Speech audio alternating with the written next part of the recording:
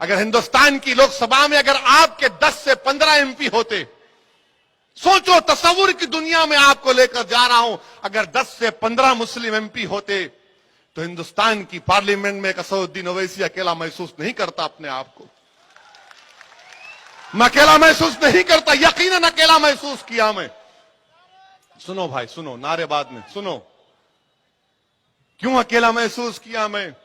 सबके पास जाकर समझा रहा था, हर एक के पास गया, और खुदा की कसम मुझे जिंदगी में कभी इतना अकेलापन महसूस नहीं हुआ। मैंने अपने हाथों से अपनी बाप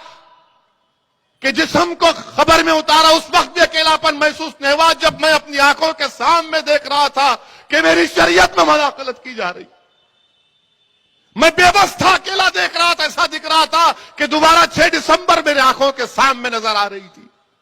कि किस तरह से तुमने मेरे मस्जिद के ईंटों को निकाला था, उस तरह का एक मंजर पेश हो रहा था कि इसलिए हमको आप दिखाना चाह रहे हैं कि हम जिंदा नहीं रह सकते, कि हम अपनी शरीयत पे चल नहीं सकते, इसलिए हमको आप अकेला करना चाह रहे हैं, पीछा करना चाह रहे हैं।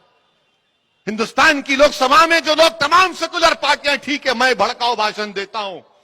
मैं सबसे खराब आदमी हूं, हिंदुस्तान के अगर 100 करोड़ आबादी का सबसे बदनसीब आदमी है तो वैसे ये ठीक है, मगर ये तो बताओ कि 540 के ऐवान में सिर्फ 4% मुस्लिम एमपी क्यों जीत के आते? सोचो भाई, ये आपके लिए कह रहा हूं, मुझे शिकवा गिला आपसे है, उन लोगों से नहीं है मुझे, क्योंकि आपको तय करना है आज। अगर आज आप ये सो जाएंगे कि नहीं नहीं वो है ना, आप क्या करेंगे, मुतबादिल नहीं है हमारे पास, ठीक है, हराओ मोदी को। मैं नहीं कह रहा हूं कि मत हराओ मोदी को, मैं ये नहीं कह रहा हूं आरएसएस को, बीजेपी को मत हराओ, मैं ये भी नहीं कह रहा हूं कि शिवसेना को मत हराओ, मगर क्या तुम महाराष्ट्र के असेंबली में 5-6 दीवानों को कामयाब नहीं कर सकते,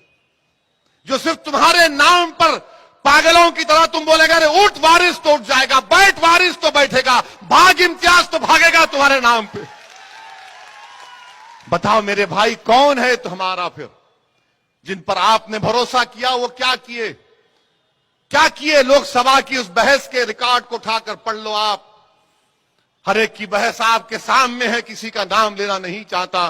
मगर सब डर रहे हैं, सब डर रहे हैं कि इलेक्शन में जीतना है, हमको हिंदू वोट नहीं मिलेगा, यही हकीकत है ना। और फिर हमसे आके बोलते, खामोशी में आके बोलेंगे, देखो भाई 19 का इलेक्शन आ रहा, मोदी को हराने का है,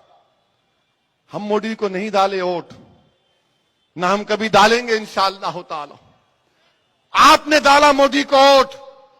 आपने कामयाब किया बीजेपी को, शिवसेना को हमने नहीं किया। अरे हम तो बरसों से तुमको ही डालते आ रहे ना, हमारी 1 नस्ल, 2 नस्ल, 3 नस्ल, 4 नस्ल, 5 नस्ल निकल गई, तुमको ही वोट डाल रहे। मगर जब असदुद्दीन ओवैसी खड़ा होता है तो बोलते वोट काटने के लिए आया, वोट काटने के लिए नहीं आया भाई, मैं अल्लाह गवाह है, मैं वोट काटने के लिए नहीं आया। मैं इन लोगों को करीब से जानता हूं, मैं इनको करीब से जानता हूं, जिम्मेदारी के साथ कह रहा हूं कि